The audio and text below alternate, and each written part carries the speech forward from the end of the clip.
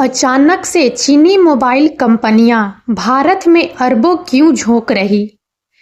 पिछले कुछ वर्षों में भारतीय मोबाइल बाजार में एक दिलचस्प प्रवृत्ति देखी गई है। चीनी मोबाइल कंपनियों ने अचानक से भारत में भारी मात्रा में निवेश करना शुरू कर दिया है।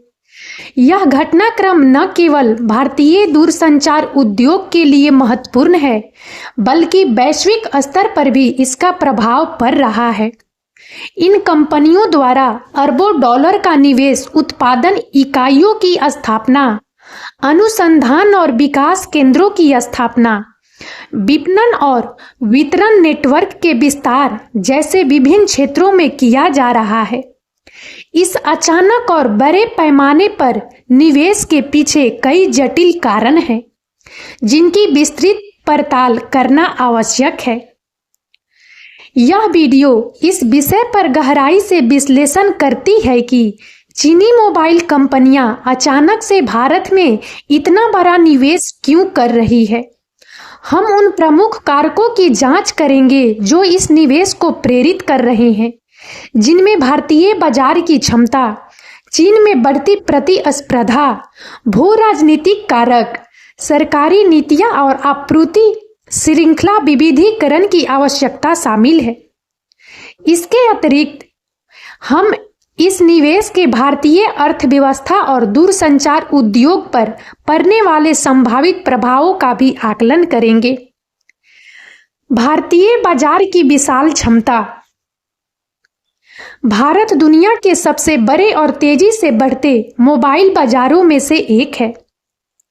1 अरब से अधिक की आबादी और स्मार्टफोन की बढ़ती पैठ के साथ यह चीनी मोबाइल कंपनियों के लिए एक आकर्षक गंतव्य बन गया है। बड़ी और युवा आबादी। भारत में एक विशाल युवा आबादी है जो तकनीकी रूप से सभ्य है और नए स्मार्टफोन और संबंधित सेवाओं को अपनाने के लिए उत्सुक है। यह जनसांख्यिकी चीनी कंपनियों के लिए एक बड़ा संभावित ग्राहक आधार प्रस्तुत करती है। स्मार्टफोन की बढ़ती पैठ। भारत में स्मार्टफोन की पैठ अभी भी विकसित देशों की तुलना में अपेक्षाकृत कम है, लेकिन यह तेजी से बढ़ रही है। जैसे जैसे अधिक लोग किफायती स्मार्टफोन तक पहुंच प्राप्त कर रहे हैं, बाजार में विकास की अपार संभावनाएं हैं। डेटा खपत में वृद्धि। भारत में मोबाइल डेटा की खपत दुनिया में सबसे अधिक है। सस्ते डेटा प्लान और वीडियो स्ट्रीमिंग और सोशल मीडिया जैसे डेटा गहन अनुप्रयोगों के बढ़ते उपयोग के कारण यह प्रवृत्ति जारी रहने की उम्मीद है। यह चीनी कंपनियों के लिए न केवल स्मार्टफोन बेचने का अवसर प्रदान करता है, बल्कि संबंधित सेवाओं और अनुप्रयोगों के माध्यम से राजस्व उत्पन्न करने का भी अवसर प्रदान करता है। ग्रामीण बाजारों की अप्रयुक्त क्षमता।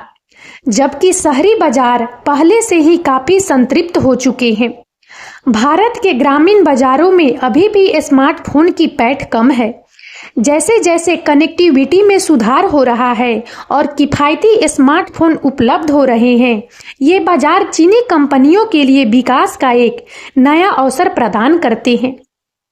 चीन में बढ़ती प्रतिस्पर्धा और संतृप्ति।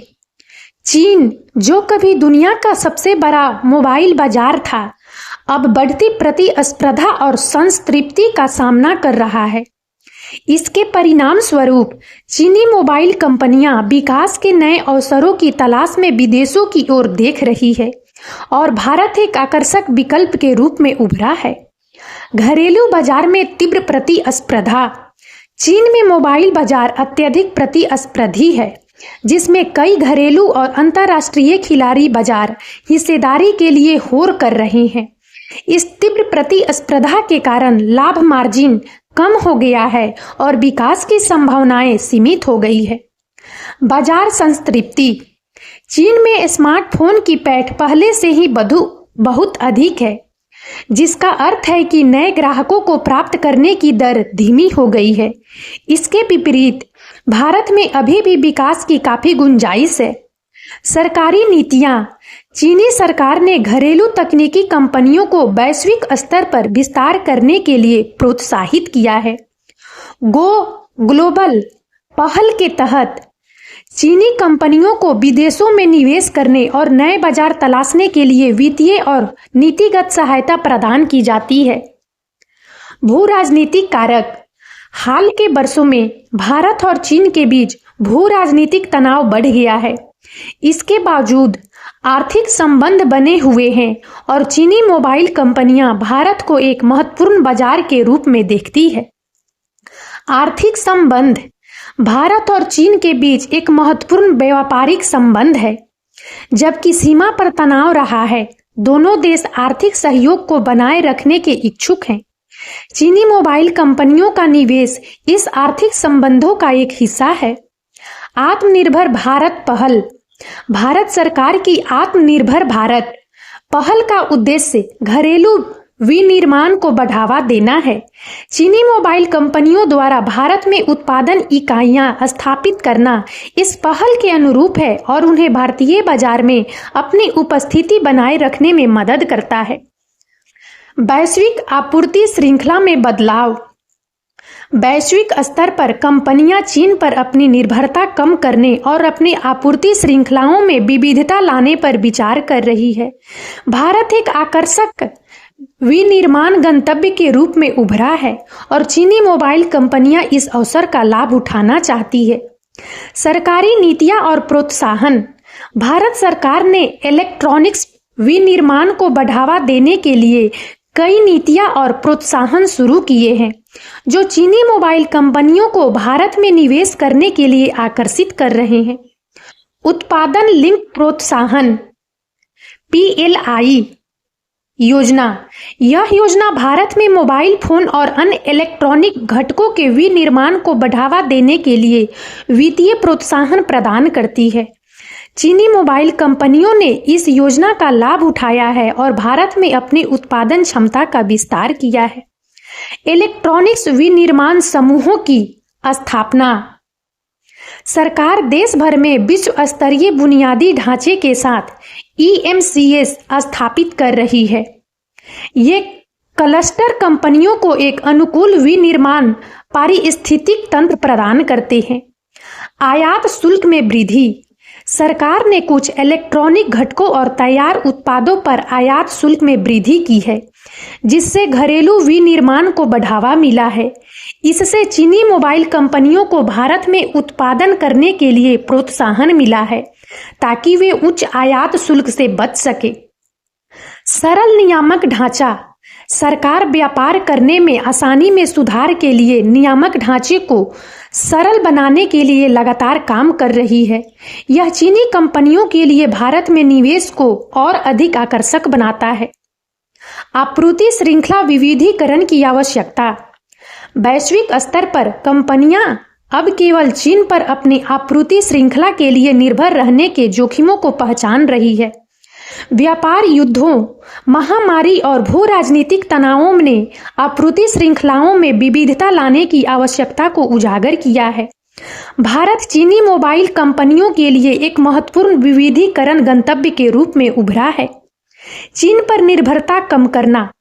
कंपनियां चीन पर अपनी अत्यधिक निर्भरता को कम करने के लिए सक्रिय रूप से अन्य विनिर्माण केंद्रों की तलाश कर रही है। भारत एक बड़ा बाजार होने के साथ साथ एक संभावित विनिर्माण केंद्र भी है। लागत प्रतिस्पर्धा। भारत में श्रम लागत चीन की तुलना में अपेक्षाकृत कम है, जो विनिर्माण कंपनियों के लिए लागत प्रतिस्पर्धात्मक प्रदान करता है। घरेलू मांग को पूरा करना। भारत में उत्पादन इकाइयां स्थापित करके चीनी कंपनियां न केवल निर्यात के लिए उत्पादन कर सकती है, बल्कि तेजी से बढ़ते घरेलू बाजार की मांग को भी पूरा कर सकती है। चीनी मोबाइल कंपनियों द्वारा किए गए प्रमुख निवेश। पिछले कुछ वर्षों में कई प्रमुख चीनी मोबाइल कंपनियों ने भारत में महत्वपूर्ण निवेश किया है। इनमें शामिल है ओप्पो और वीवो। ये दोनों कंपनियां भी भारतीय बाजार में महत्वपूर्ण खिलाड़ी है और इन्होंने भी बड़े पैमाने पर उत्पादन और विपणन में निवेश किया है। रियलमी, जो ओप्पो का एक सब ब्रांड है, ने भी भारतीय बाजार में तेजी से वृद्धि की है और बड़े पैमाने पर निवेश कर रहा है। One plus premium smartphone segment में वन प्लस एक लोकप्रिय ब्रांड है और इसने भी भारत में अपनी उपस्थिति को मजबूत किया है। इन कंपनियों ने न केवल उत्पादन इकाइयों की स्थापना की है, बल्कि उन्होंने अपने वितरण नेटवर्क का विस्तार किया है, स्थानीय अनुसंधान एवं विकास केंद्रों की स्थापना की है और बड़े पैमाने पर विपणन अभियानों में निवेश किया है। भारतीय अर्थव्यवस्था और दूरसंचार उद्योग पर संभावित प्रभाव। चीनी मोबाइल कंपनियों द्वारा किए जा रहे भारी निवेश का भारतीय अर्थव्यवस्था और दूरसंचार उद्योग पर कई महत्वपूर्ण प्रभाव पड़ने की संभावना है। रोजगार सृजन। नई उत्पादन इकाइयों और वितरण नेटवर्क की स्थापना से बड़ी संख्या में रोजगार के अवसर पैदा होंगे। यह भारतीय अर्थव्यवस्था के लिए एक महत्वपूर्ण बढ़ावा होगा। घरेलू विनिर्माण को बढ़ावा। चीनी कंपनियों का निवेश भारत में इलेक्ट्रॉनिक्स विनिर्माण पारिस्थितिकी तंत्र को मजबूत करेगा और मेक इन इंडिया पहल को बढ़ावा देगा। प्रौद्योगिकी हस्तांतरण। अनुसंधान एवं विकास केंद्रों की स्थापना और स्थानीय प्रतिभा के साथ सहयोग से प्रौद्योगिकी हस्तांतरण को हो सकता है, जिससे भारतीय तकनीकी क्षमता में सुधार हो सकता है। प्रतिस्पर्धा में वृद्धि। बाजार में अधिक खिलाड़ियों के आने से प्रतिस्पर्धा बढ़ेगी, जिससे उपभोक्ताओं को बेहतर गुणवत्ता वाले उत्पाद और सेवाएं मिलेगी। मूल्य प्रतिस्पर्धा। तीव्र प्रतिस्पर्धा के कारण स्मार्टफोन और संबंधित सेवाओं की कीमतों में कमी आ सकती है, जिससे वे अधिक लोगों के लिए सुलभ हो जाएंगे। आपूर्ति श्रृंखला का विकास। चीनी कंपनियों का निवेश स्थानीय आपूर्तिकर्ताओं और घटकों के निर्माताओं के विकास को प्रोत्साहित कर सकता है, जिससे एक मजबूत घरेलू आपूर्ति श्रृंखला का निर्माण हो सकता है। निर्यात क्षमता में वृद्धि। भारत में निर्मित मोबाइल फोन और घटकों का निर्यात बढ़ सकता है, जिससे देश के व्यापार संतुलन में सुधार हो सकता है। चुनौतियां और विचार।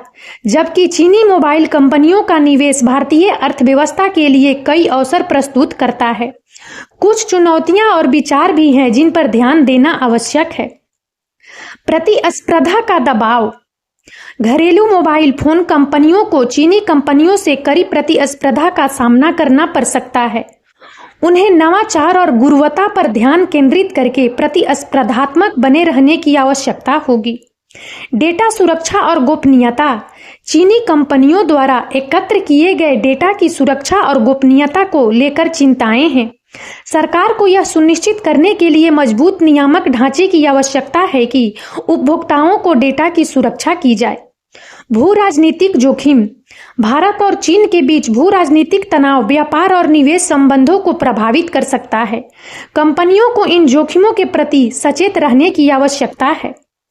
अचानक से चीनी मोबाइल कंपनियों द्वारा भारत में अरबों का निवेश कई कारकों का एक जटिल संयोजन है, जिसमें भारतीय बाजार की विशाल क्षमता, चीन में बढ़ती प्रतिस्पर्धा, भू राजनीतिक कारक, सरकारी नीतियां और आपूर्ति श्रृंखला विविधीकरण की आवश्यकता शामिल है। यह निवेश भारतीय अर्थव्यवस्था और दूरसंचार उद्योग के लिए महत्वपूर्ण अवसर प्रस्तुत करता है, जिसमें रोजगार सृजन, घरेलू विनिर्माण को बढ़ावा, प्रौद्योगिकी हस्तांतरण और उपभोक्ताओं के लिए बेहतर विकल्प शामिल है। हालांकि इन अवसरों का पूरी तरह से लाभ उठाने के लिए भारत सरकार और घरेलू कंपनियों को प्रतिस्पर्धा के दबाव का प्रबंधन करने, डेटा सुरक्षा और गोपनीयता सुनिश्चित करने और स्थानीय मूल्यवर्धन को प्रोत्साहित करने जैसी चुनौतियों का समाधान करने की आवश्यकता है। और अब इस वीडियो में इतना ही। यदि आप सबको हमारा यह वीडियो अच्छा लगा हो तो प्लीज इसे लाइक करें और ज़्यादा से ज़्यादा शेयर करें, ताकि हमारा मनोबल इसी प्रकार से बढ़ता रहे और हम एक से बढ़कर एक ज्ञानवर्धक वीडियो लेकर नियमित रूप से आप सबकी सेवा में उपस्थित होते रहें। और तब तक के लिए बने रहे हमारे चैनल राजनंदिनी पर। हम बहुत जल्द एक नए ज्ञानवर्धक वीडियो के साथ एक बार फिर से आप सबकी सेवा में उपस्थित होंगे।